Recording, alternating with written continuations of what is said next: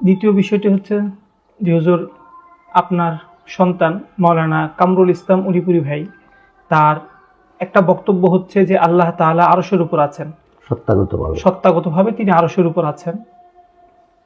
তো এই বিষয়ের মধ্যে অনেকে অস্পষ্টতার মধ্যে থাকে যে আপনার আকীদা এটা কিনা।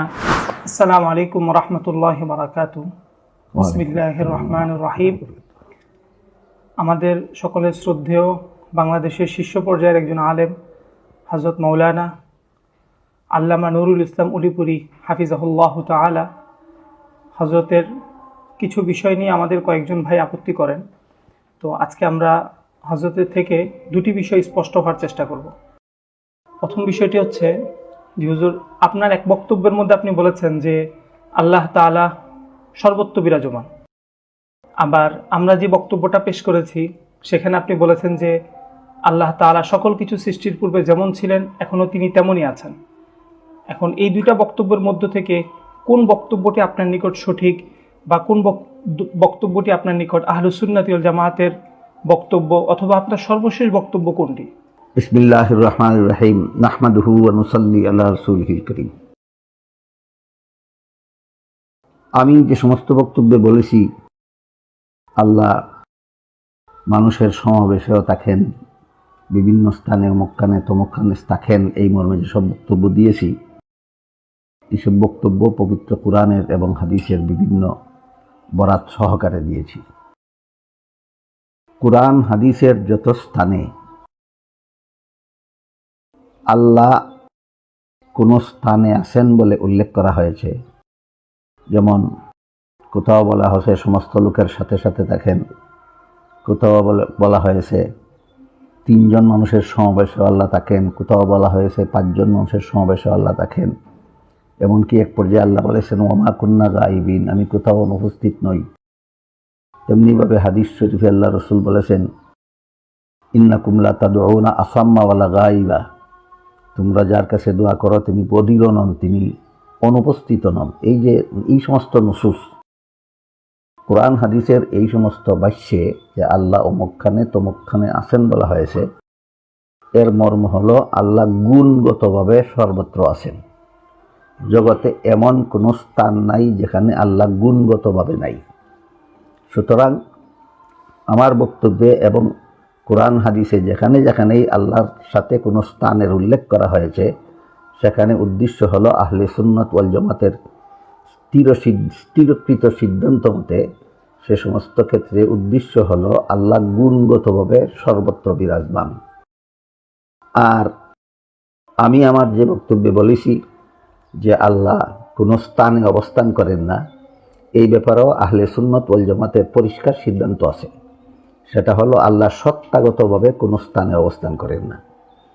আল্লাহ স্থান সমূহ সৃষ্টি করার আগে যেমনভাবে স্থান ছাড়াই বিদ্যমান ছিলেন, সমস্ত জগৎ সমস্ত স্থান সৃষ্টি করার পরও আল্লাহ ঠিক তেমনিভাবে স্থান ছাড়াই বিদ্যমান থাকেন।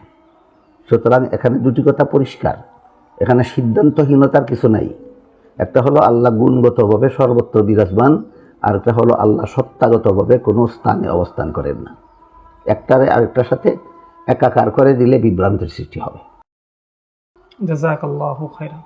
দ্বিতীয় বিষয়টি হচ্ছে যে হুজুর, আপনার সন্তান মাওলানা কামরুল ইসলাম উলিপুরি ভাই, তার একটা বক্তব্য হচ্ছে যে আল্লাহ তাআলা আরশের উপর আছেন, সত্তাগতভাবে তিনি আরশের উপর আছেন। তো এই বিষয়ের মধ্যে অনেকে অস্পষ্টতার মধ্যে থাকে যে আপনার আকীদা এটা কিনা, অথবা আপনি তার সম্পর্কে কি বলতে চাচ্ছেন, বা তার আকীদাটাকে আপনি সমর্থন করেন কিনা, এই বিষয়ে যদি হুজুর একটু বলতেন। আহমাদুহু ওয়া নুসাল্লি আলা রাসূলিহিল কারীম। আমার ছেলে যদি কোনো বক্তব্যে বলে থাকে যে আল্লাহ সত্তাগতভাবে কোনো স্থানে অথবা আরশে আছেন, আল্লাহ সত্তাগতভাবে আরশে, সত্তাগতভাবে কোথায়? আরশে। আমার ছেলে যদি কোনো বক্তব্যে বলে থাকে যে আল্লাহ সত্তাগতভাবে কোনো স্থানে অথবা আরশে আছেন, তাহলে আমার আশঙ্কা হয় সে বর্তমান সময়ের চরম ফিতনাবাজ লামাযাবিদের খপ্পরে পড়ে বলেছে। তাই আপনার মতো আরও বিভিন্ন জনের মুখে শুনে আমি তাকে সতর্ক করেছি যে এইটা আহলে সুন্নাত ওয়াল জামাতের মতবাদ নয়, এটা মুশাব্বিহা মুজাসসিমাদের ভ্রান্ত মতবাদ। কাজেই তুমি যদি না বুঝে এই বক্তব্য দিয়ে থাকো, তাহলে এই বক্তব্য প্রত্যাহার করে তওবা করে আহলে সুন্নাতুল জামাতের মতবাদে ফিরে আসো। আপনাদেরকে অনুরোধ করে বলবো, তাকে এই কথা বলুন যে তোমার এই বক্তব্য আহলে সুন্নাতুল জামাতের পক্ষে নয়, এটা মুজাসসিমাদের, মুসাব্বিহাদের ভ্রান্ত মতবাদের পক্ষে। কাজেই তুমি তোমার এই মতবাদ প্রত্যাহার করো, এই বক্তব্য প্রত্যাহার করো এবং আহলে সুন্নাতুল জামাতের সঠিক মতে ফিরে আসো। অগত্যা আল্লাহ না করুন, আমিও সতর্ক করি, আপনারাও সতর্ক করার পরে যদি এই ভ্রান্ত মতবাদ থেকে ফিরে না আসে, তাহলে আপনারা যারা আমার এবং হক্কানি উলামায়ে কেরামের এই দিক নির্দেশন অনুপাতে যারা হক পথে চলেন, হক আকীদা পোষণ করেন, হক পথে চলতে চান, আমি আপনাদেরকে বলবো যে কামরুল ইসলাম যদি তার ভ্রান্ত মতবাদ থেকে ফিরে না আসে, তাহলে আপনারা তার অনুসরণ করবেন না, সে পথভ্রষ্ট। আপনারা কেউ আমার ছেলে মনে করে যদি এই পথভ্রষ্ট হওয়া সত্ত্বেও তার অনুসরণ করেন, আপনারাও পথভ্রষ্ট হবেন। এই জন্য আপনারা দায়ী থাকবেন, যে পথভ্রষ্ট করবে সে দায়ী থাকবে, এর কোনো দায়ভার আমার উপর বর্তাবে না। জাযাকুমুল্লাহু খাইরান। আল্লাহ তাআলা আমাদের সকলকে এই দুটি বিষয় যে হুজুর স্পষ্ট করেছেন, এখানে আমাদের সকলকে আল্লাহ তাআলা সহিহ মানহাজের উপর থাকার চেষ্টা তৌফিক দান করুন। প্রথম বিষয় হুজুর এটা বলেছেন যে আল্লাহ তাআলা গুণগতভাবে সর্বত্র বিরাজমান, কিন্তু সত্তাগতভাবে আল্লাহ তাআলা সকল কিছু সৃষ্টির পূর্বে যেমন ছিলেন এখনও তিনি তেমনই আছেন।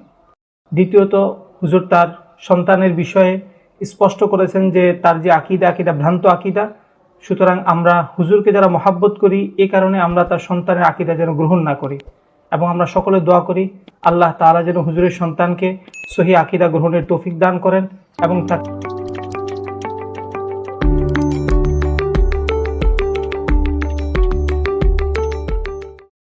Hey there. Subscribe to my channel. And also press this bell icon.